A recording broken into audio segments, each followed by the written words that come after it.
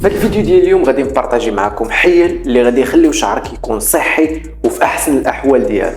على بركه الله نبداو الفيديو ديالنا. اول حاجه معنا واللي هي الشامبان. ضروري خصك تركز على هذا البلان واللي هو الشامبان ديالك ما يكونش فيه الفورمول، السلفات، البارابين. هاد المواد هادو كينشفوا الزغبه وكيخرجوا على الشعر. وإلا كنتي كتعتقد بانك الا غسلتي شعرك كل نهار بشامبان غادي تحيد القشره، فراك غير كتزيد دير ديك القشره. لحقاش الشامبان ملي كتبقى تغسل به كل نهار هنا شنو كدير؟ داك الزغبه كتشدها كتنشفها، ما كتخليلاش تفرز واحد الزيوت، ما كتخليلاش الفرصه فين تفرز واحد الزيوت الطبيعيه اللي غادي يتغذى من هذيك الشعر. الو شنو كيوقع؟ كتضرر ديك الجلده ديال الشعر وتما فين كتهيج القشره. وانت كتبقى تسائل مع راسك علاش انا كنغسل كل نهار شعري وكتخرج ليا القشره؟ وراه بسببك انت كتخرج القشره لراسك بلا ما تحس. الو احسن طريقه تستخدم بها شامبان هي 2 المرات في السيمانه، ما تزيدش اكثر منها. والايام الاخرى تقدر تغسل غير بالماء.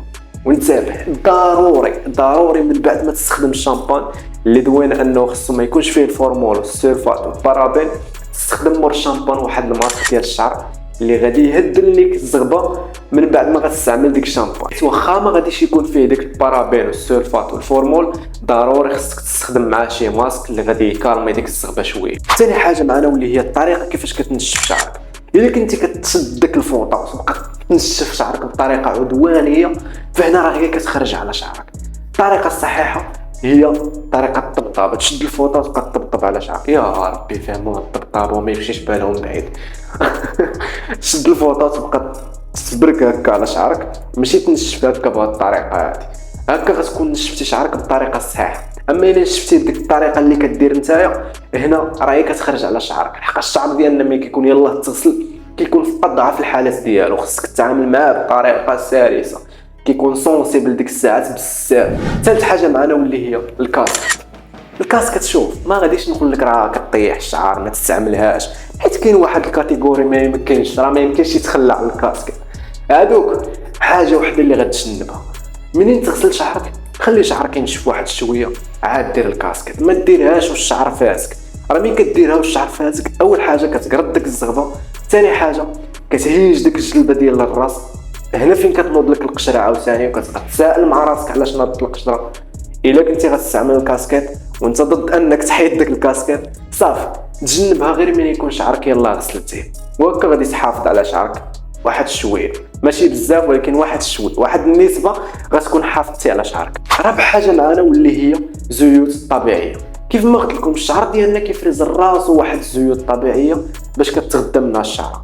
الوغ انت الا بقيتي كدير ديك الزيوت الطبيعيه، هنا شنو كيوقع؟ كتكون كتساعد الشعر ديالك في العلاج ديالو، والجلده كتكون كتساعدها باش انها تكالما وما تهيش وتخرج لك القشره.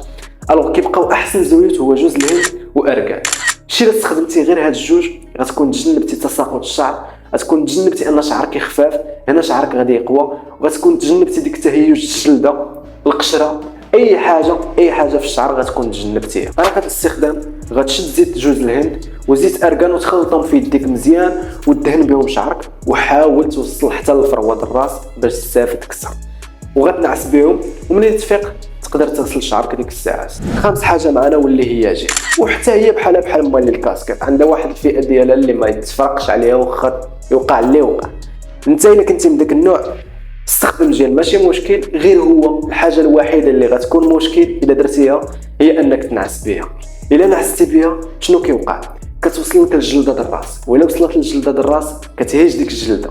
شنو كيوقع الا هاجت الجلده؟ كتخرج القشره.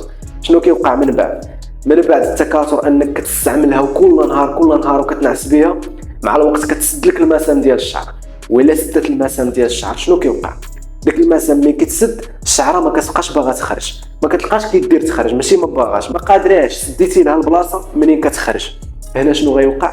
ديك الشعرات اللي نايضين يقولوا لك مع السلامه، وديك الساعات غادي تبقى تفكر وتقلب على الحل كيفاش تولي تحيي ديك المسام اللي انت قتلتيه، اللي انت سديتيه بلا ما تحس بسبب انك درتي واحد الدهنه ونعستي بها.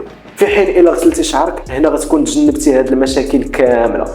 استعمل الدهنه ومنين تجي تنعس ضروري تغسل شعرك. اما بالنسبه لديك الناس اللي كيقول لك السيشوار كيفرع الشعر، فراه نبغي نبشركم ونقول لكم بلا السيشوار ما كيفرعش الشعر. طريقه الاستخدام اللي لداك السيشوار هي اللي كتفرع الشعر. اول خطا هو انك كتستخدم السيشوار بلا ما دير سيروم.